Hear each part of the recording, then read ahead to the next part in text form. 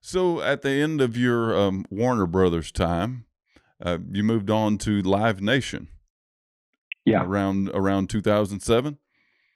Yeah. I mean, I think one of the things that sort of shaped my outlook was in my last years at Warner Brothers. You know, when you grew up in the mainstream music industry, the label system, you know, I'm not saying it's a bad way, but you were kind of in a cult. And that cult believes, and I believed it, I was a cult member, that the only artists that become popular are artists that come through the major label system. And you know, that's just how it works. I mean, like, we're the label and we go and find artists and we make them big stars and we make them famous. And, you know, that's what we do. And I'm obviously being very simplistic. And so, you know, as the music industry started to, you know, the height of the music industry kind of financially was like 1999 when everything was humming. You know, country radio was number one. People were buying full length CDs. You know, you had to buy like a $16 CD to get one song, right? But then,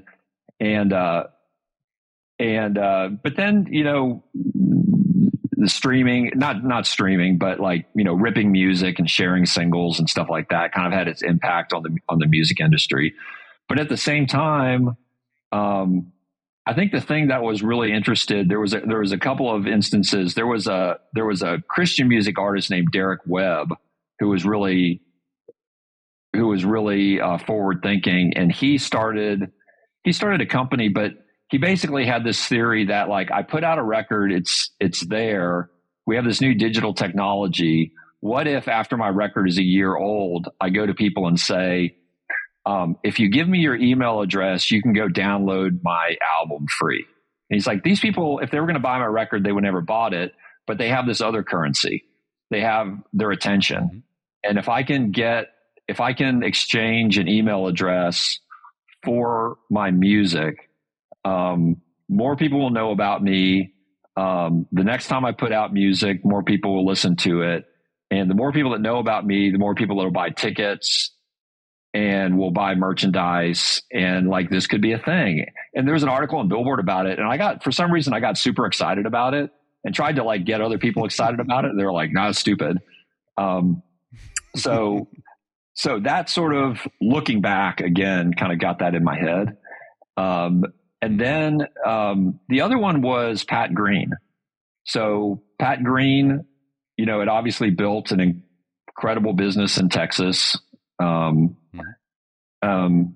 And, you know, I'd been married for a couple of years. My wife is from Texas, but, you know, and I love Texas now. I love Texas then too, but I didn't know anything much about the music scene. But I think CMT, you know, he started to break out. He got kind of too big to ignore. And I think CMT started playing a video and he kind of had a hit out of nowhere.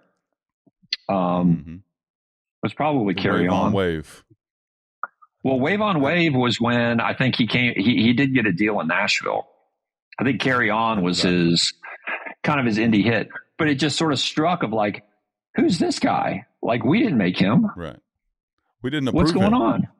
Yeah. And so I kind of became obsessed with it. And that sort of led to an ongoing interest with, you know, artists that are independent. And of course I work with artists at all walks of careers and all sorts of stuff, but it really stuck with me. And so when I left Warner Brothers, it was a company owned by Live Nation, but it was called Music Today. And it was started by Corin Capshaw, who's the, you know, the founder and the leader of Red Light Management, Dave Matthews Band. And he had developed, Music Today was really the godfather of a lot of companies like Bubble Up, where they said, we want to get and monetize the fans' relationship, the artist relationship with their fans. And so they started a business and they started fan clubs, you know, for Dave Matthews, and they started a great merchandise operation. One of the things I believe they did was when Dave Matthews did his deal with Capitol, they said, every year we can put out a live album that we can sell directly to our fans. That's just ours. And they were able to carve that out of a contract. Again, I'm not sure if it's like totally the true story. As you may know, there's a lot of like stories that go around the music industry that may or may not be true, but people tell them over and over. Legend has it. So, I know for a fact, they would some years, they were shipping out 80,000 CDs that they sold direct to fans. And I just thought that was cool. I did, so I did like business development. We helped artists build fan clubs, but it was really interesting that some of the artists that had the most robust business were not the big names. It was the artists that had built their touring and their music. Henry Rollins, the rock guy. I don't even know what you call him, but Henry Rollins. I can't remember the group he was in, but he was self-publishing books, and we signed him, and he had an incredible merchandise business. And so it was just sort of like a new area to learn. And obviously things were, web technology was getting a lot better, and the ability to ship merchandise, and process payments and things like that. So I worked on that. And then, after a few years of that, I met somebody at Bonnaroo, and they said the Apple Music or iTunes, it wasn't even Apple Music, is looking to hire somebody in Nashville. And so, and then that was back when Apple Music, iTunes was the biggest retail store, billions of emails, billions of singles, a year. And what we did, when you went to Starbucks and got your free download of the week card, or you went to a music festival and you got a 10 free download, we did that. So we worked with labels on branding of iTunes and supporting releases, and also, doing promotional campaigns that could get people to be part of the iTunes ecosystem. And then we did that, and that was like going to grad school. I mean, it was an amazing organization. iTunes really, they had a lot of people who loved music. I mean, you think it's a tech company, it's in California, and they have offices with cubicles, but, it was a really incredible music loving group of people that really, took a bet on a lot of artists. And, they made the careers of a lot of artists. I bet what's neat about that is that they're more of a technology kind of company, and probably younger generally than the old guard in Nashville, and than what you were used to.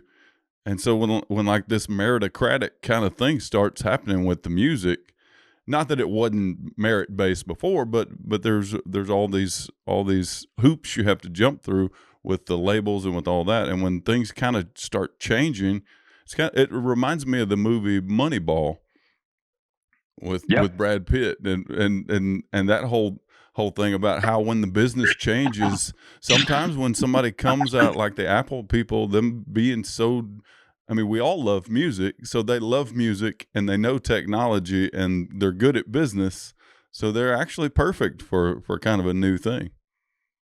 Yeah, I mean, I think the artists, it's funny that you say Moneyball. Moneyball is my favorite music industry book because I was enthralled with the book Moneyball because I felt like it was a mirror of the new music business. I felt like the music business was doing things just because that's the way they've always done it, and you have to look at things different.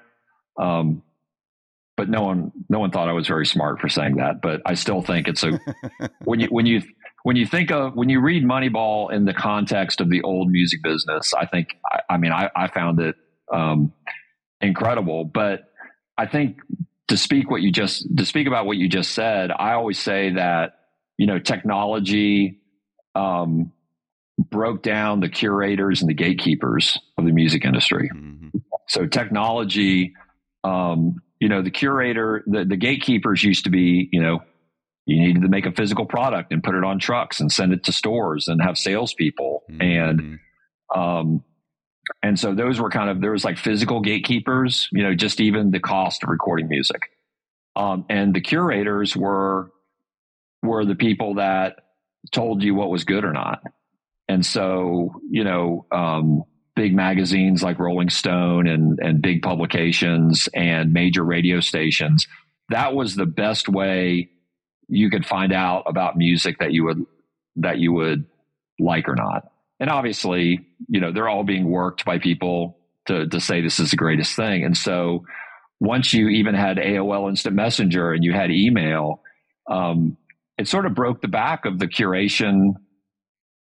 People want stuff curated for them. People don't want unlimited choice because there's not enough time. But all of a sudden you had a world of going, you could hear new records coming out, but you could also email or message a group of your friends and go, does this record suck? Is it worse than the last one? And so you had a whole new way to communicate with people to find out about music. And I find that, just like anything, when a technology or when an industry shifts, there's a whole group of people that hate it because that's been their world and they've, wanted to control reality. Or you can just go, well, I may not like it, but I'm going to learn how to deal with it. Or you can say, this is cool. I want to learn how to live in this world. And I sort of was in the part of well, this is definitely different and kind of scary, but it's kind of cool. And I'm sort of going to learn. I'm just sort of kind of learn how to operate. I'll learn how to operate in this world.